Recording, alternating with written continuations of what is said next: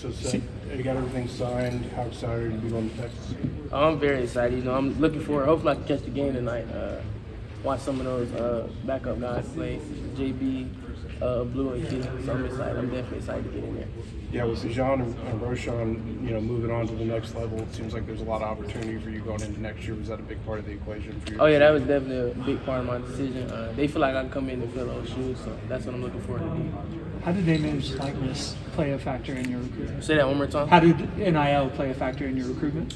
The way I approached it really was, when I go to the school, if NIL didn't exist there, NIL wasn't a factor in my decision at all, because I feel like wherever you go, and especially if you ball, you can get it. So. And with the transfer portal, are they bringing in other backs, or was that anything that was a consideration as part of your recruitment? No, they actually not bringing in any other backs. They looking forward to develop those young guys so we be good in the long run, even when we get there. What is it about Tashard Choice that kind of made that the guy you want to play for? He a cool dude. He real genuine, and he stays himself. With the professional college football, you'll find a lot of people who try to fake it and not be themselves, but he's literally himself the whole time. Like, I was watching the video of him on YouTube when he played in the league, and he did this little thing he used to do, like, inside the locker room, and the person I seen 10, 15 years ago is the same person that he is right now. So. Cedric, was there ever a private moment where like, maybe Florida State, or was it really not? Yeah. No, I'd be lying to you if I didn't say I didn't think about it. Like, because, I grew up a Florida State fan. That's been my dream to play there. I just think right now, at my point in life, that's not a place for me to be. Texas where I want to be, so that's why I stuck with Texas. When was it shut down, like, for you internally?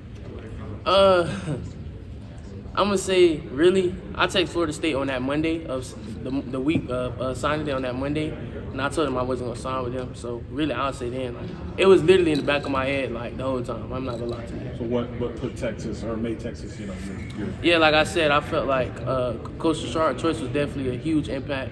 Coach Sarkisian, they were definitely a big factor in me sticking with it. Even when I had doubt, I could call them and talk about something about it. It wasn't like they didn't know. Like, I wasn't hiding nothing from them, but that's what made me stick with them. You watch Bijan Robinson in that offense. What do you see that you can do similar with him? I think the thing that makes him very unique is his feet work is crazy. Like, I think he has the best feet work I've ever seen out of any running back. But I think I can relate to him a lot, especially getting in the open space. They like to get their backs in open space. And I think I'm very good when I get in open space. So.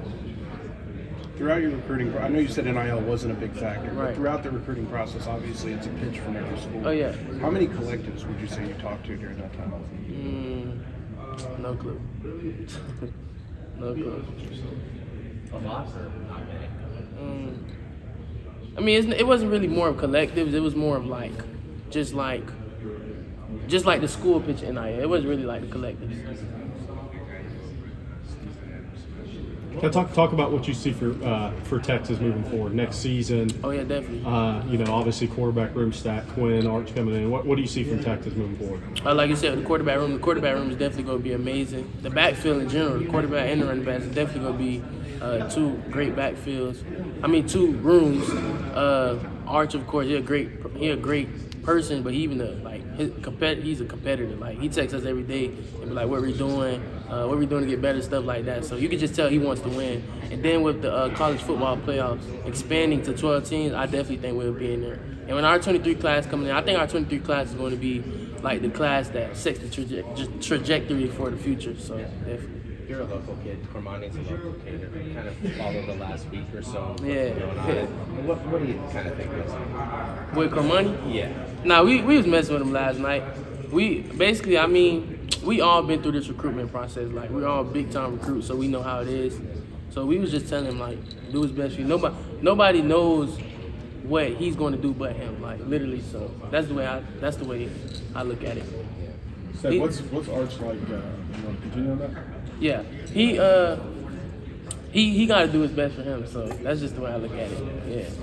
I would say you mentioned Arch as kind of the ringleader of your class, very Right. businesslike. He wants to win. Yeah, He's competitive. definitely. You mentioned. What about personality-wise? Oh, yeah. Football. What's Arch's name? So people get it confused because his name is Arch Manning. That last name carries a lot of weight, but he's a regular teenage kid just like the rest of us. Like, he live like we do.